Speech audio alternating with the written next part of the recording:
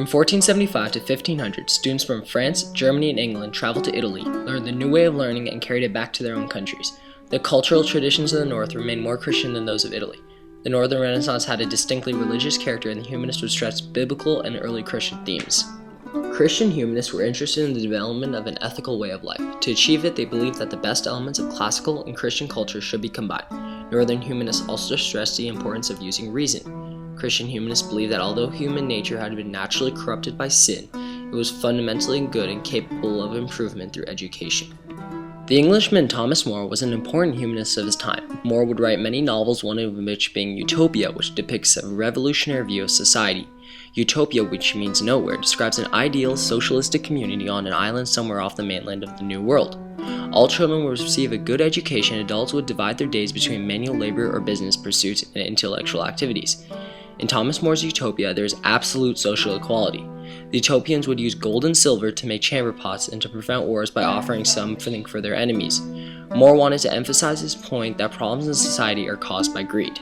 Before More, people would believe that violence had its roots in the natural corruption of men and women. On the other hand, More contradicted, stating that private property was the true source of violence.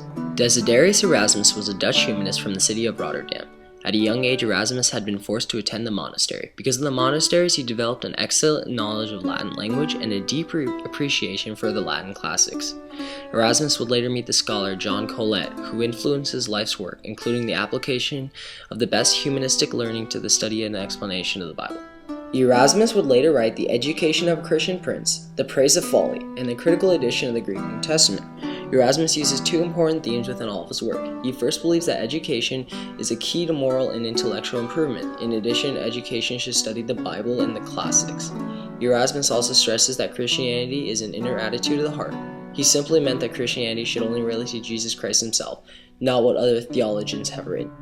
Religion became an important theme in Northern art and architecture. Flemish painters including Roger van der Weyden and Jan van Eyck were much admired in Italy.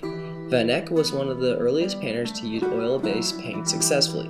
His works included Ghent Altarpiece and the portrait of Giovanni Arnolfini and his bride. Van Eyck places a great amount of attention on detail and human personality. Beginning in the 15th century, rulers utilized the aggressive methods implied by Renaissance political ideas to rebuild their governments. Government rebuilding started in Italy and moved to France, England, and Spain. Rulers within these countries would begin the work of reducing violence, curbing unruly nobles, and establishing domestic order. The dictators and oligarchs of the Italian city-states, along with Louis XI of France, Henry VII of England, and Ferdinand of Aragon, were tough, cynical, and calculating rulers. They ruthlessly pushed for power and a strong government. These monarchs invested kingship with a strong sense of royal authority and a national purpose. These monarchs would suppress any opposition and rebellions they faced in their countries. The 100 Years' War left France drastically depopulated, commercially ruined, and agriculturally weak. Charles VII began the long rebuilding process for France.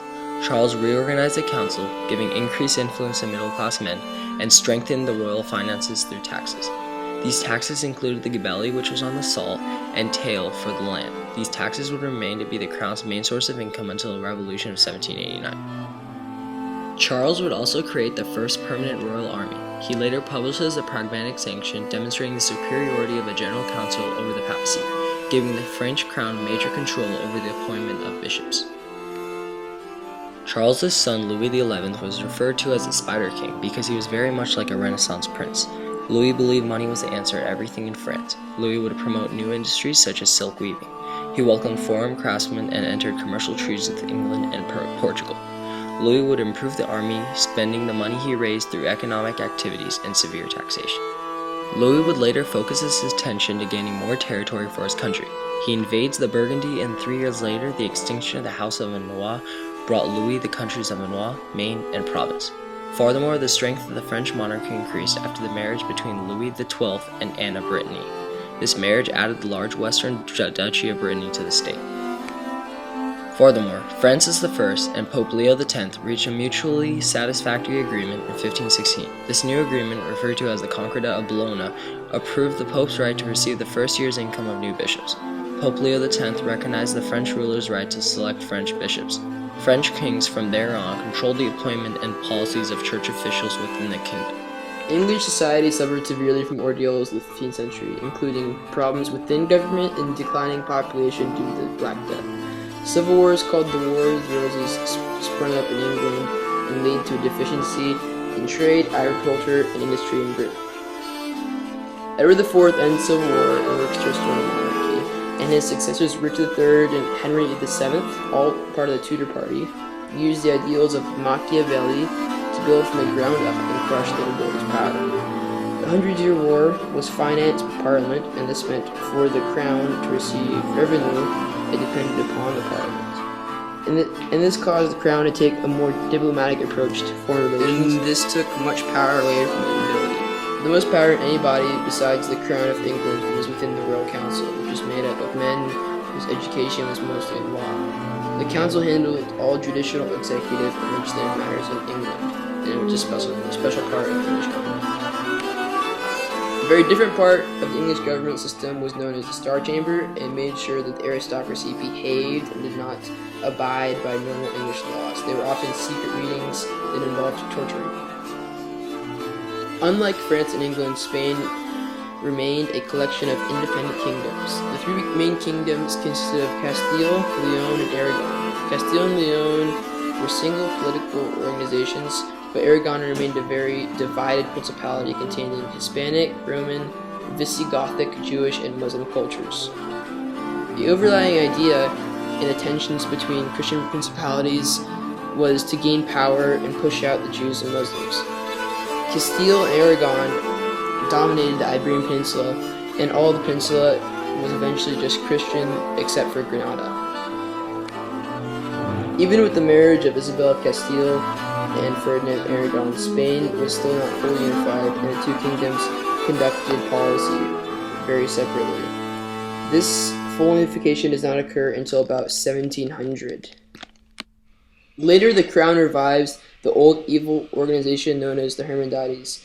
These groups were local popular groups of a town that were given authority to act as local police. Just like England, Spain established its royal council. Ferdinand and Isabella managed to exclude the nobility from it, but the council had full judicial and legislative and executive power. Only the middle-class men were appointed, and they had much training in Roman law and made the most of it.